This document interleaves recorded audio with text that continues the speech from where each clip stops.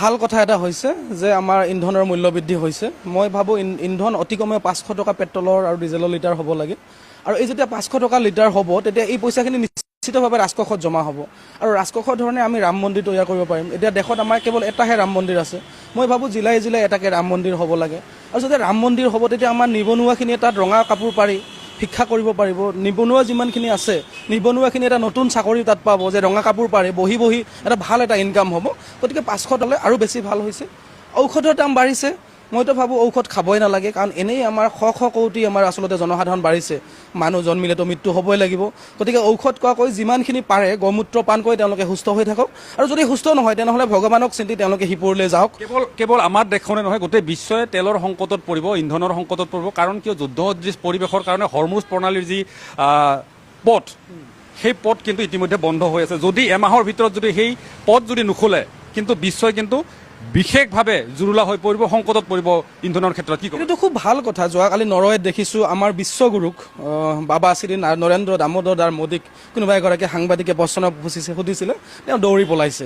মই ভাবোঁ তেওঁলোক আটাইয়ে মিলি নৰেন্দ্ৰ মোদী ডনাল্ড ট্ৰাম্পে মিলি এই হৰমুজ প্ৰণালীটো একেবাৰে বন্ধ কৰিব লাগে আৰু এই তেল চেল এইবিলাকৰ কাৰবাৰটোৱে বন্ধ কৰিব লাগে। আচলতে আমি প্ৰাকৃতিক জীৱ, আমি খোজকাঢ়ি ফুৰিব লাগে। আমি আচলতে মিঠাতেলটো খাবই নালাগে, মিঠাতেল খালে বেমাৰ হয়। মানুহ যিমান পাৰে আপোনাৰ খাৰ খাওক আৰু খোজকাঢ়ি ফুৰক, তেলৰ কি প্ৰয়োজন। গতিকে ভাবোঁ নৰেন্দ্ৰ মোদী যিহেতু বিশ্বগুৰু, তেওঁ ডনাল্ড ট্ৰাম্পৰ লগত কথা পাতি হৰমুজ প্ৰণালীটো তেওঁ বন্ধ কৰি দিব লাগে। বিশ্বৰ অৰ্থনীতি কি হ'ব? ডলাৰৰ যি মূল্য, টকা আৰু ডলাৰৰ যি পতন, সেই পতন দেখা পোৱা গৈছে। 96.39 টকালৈ পতন ঘটিছে।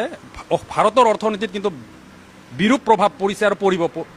আচলতে সত্যৰ পিছত দাপৰৰ পিছত এতিয়া ভৰকলি, এতিয়া ভৰকলিৰ পিছত আকৌ সত্যযুগ, তেনেকুৱা আমি মহাভাৰতত পাইছিলোঁ। গতিকে সত্যযুগ আহিব, মানুহ বনবাসত যাব, মানুহে কাপোৰ পিন্ধা বাদ দিব বা গছৰ বাকলি পিন্ধিব। এই তেলৰ প্ৰয়োজন আমাৰ নাই, ঔষধৰ প্ৰয়োজন নাই। আমি প্ৰকৃতিৰ জীৱ, চব গোটেই ভাৰতবৰ্ষ এই ডলাৰ চলা টকা চকা এইবিলাক বাদ দিব লাগে। আমি বিনিময় প্ৰথা আকৌ আৰম্ভ কৰিব লাগে। আপোনাৰ কিবা এটা আছে মোক দিয়ক, মোৰ কিবা এটা আছে আপোনাক দিওঁ। বেকাৰ এইবিলাক এই যুদ্ধ কৰি থাকি এইবিলাক লাভ নাই। হৰমুজ প্ৰণালীটো বন্ধ কৰিব লাগে, তেলৰ ব্যৱহাৰ বন্ধ কৰিব লাগে, মেডিচিন খোৱা বাদ দিব লাগে, গৌমূত্ৰ পান কৰক, খোজ কাঢ়ক, সুস্থ থাকক।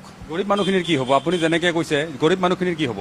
দুখীয়া মানুহখিনি যোন খাব নোৱাৰে তেওঁলোকে লাহেকৈ শিপুৰলৈ যাব আৰু এতিয়া শিপুৰলৈতো যাবই লাগিব, জন্মিলেতো মৃত্যু হ'বই।